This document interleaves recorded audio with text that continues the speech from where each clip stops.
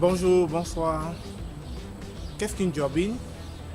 C'est le thème sur lequel nous allons vous entretenir ce jour. Nous allons vous expliquer comment faire pour trouver des petits jobs au Canada. Surtout lorsqu'on vient d'arriver et qu'on n'a pas l'expérience canadienne.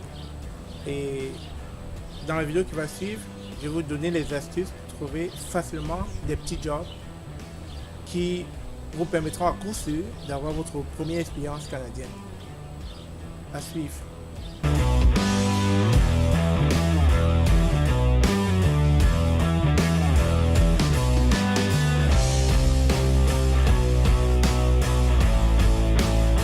Bonjour une fois de plus. Déjà merci à ceux qui me suivent et merci aux nombreux abonnés qui suivent la chaîne. Si jamais vous avez des questions, n'hésitez pas à m'écrire, je me ferai un réel plaisir de vous répondre.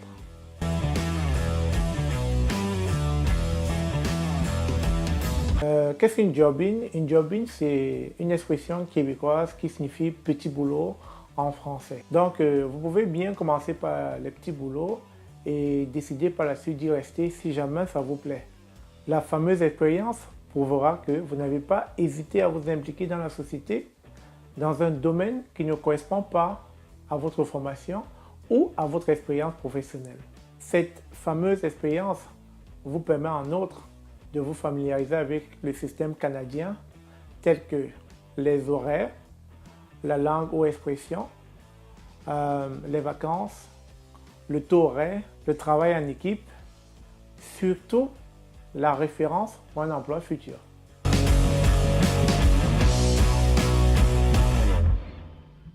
Afin de permettre aux nouveaux arrivants ou à tous ceux qui immigrent au Canada de pouvoir rapidement trouver un boulot, parce qu'en attendant, c'est sûr, il faut payer les factures, il faut vivre, il vous faut faire de l'argent immédiatement.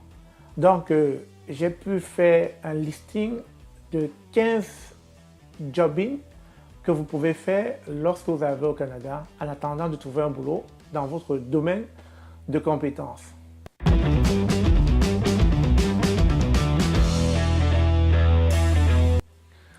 Je les ai classifiés en deux catégories. Vous avez les job-in physiques et les job-in moins physiques.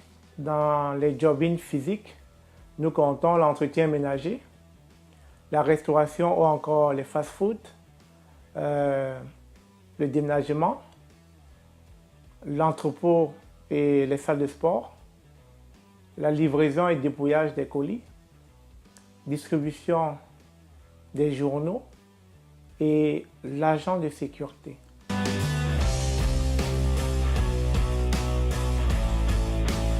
Et en ce qui concerne les job-in moins physiques, nous avons les dépanneurs. Entendez ici par dépanneurs les petites boutiques comme en Afrique, la petite boutique du coin où vous pouvez aller faire vos achats en soirée, en journée, rapidement. Nous avons les préposés aux bénéficiaires et assistance aux personnes à mobilité réduite.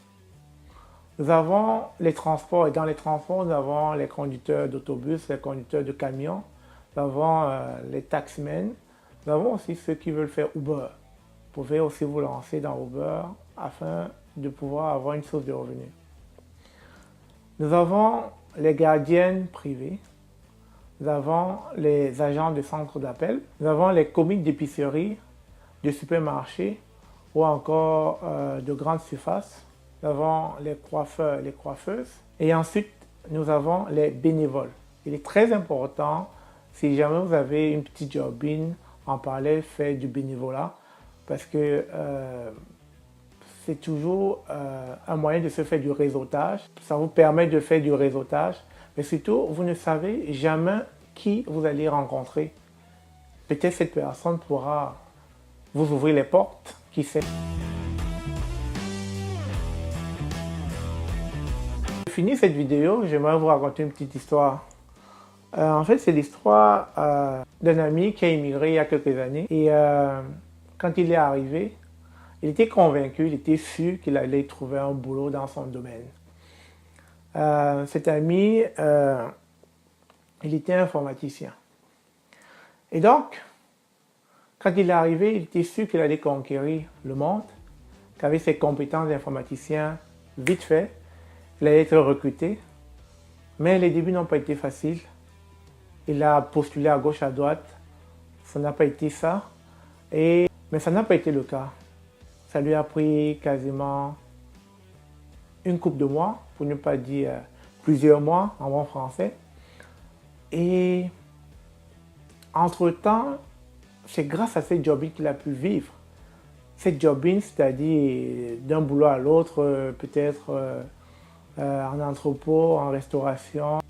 Bref, c'est grâce à ces jobbing qu'il a pu vivre. Et entre-temps, il s'est créé une expérience canadienne.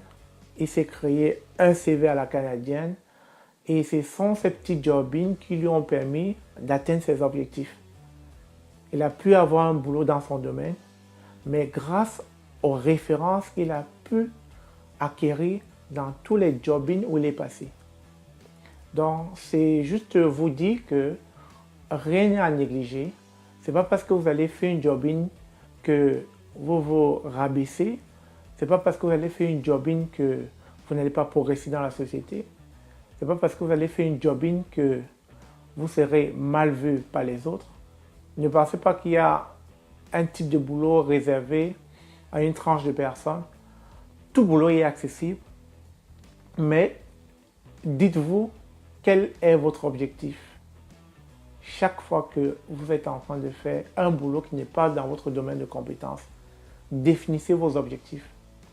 Et donc cet ami a pris le temps que ça lui a pris, mais au bout du compte, il a fini par être dans son domaine.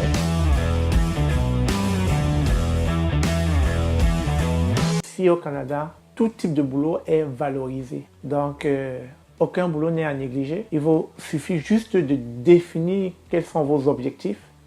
Où est-ce que vous voulez vous retrouver demain? Où est-ce que vous voulez vous en aller? Et en général, moi je dis, tous ces jobs-là viennent là comme un tremplin vous permettant de, je dirais à un moment donné, de vous trouver où les choses semblent ne pas marcher comme vous le voulez. Vous permettre de recadrer votre gouvernail en vue de mieux vous orienter pour le futur.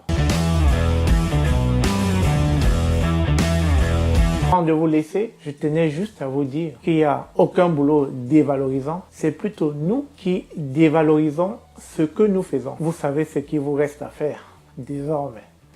Sur ce, je vous remercie d'avoir suivi cette vidéo. N'oubliez pas de commenter, de vous abonner à la chaîne et surtout de liker pour plus de vidéos. Je vous remercie.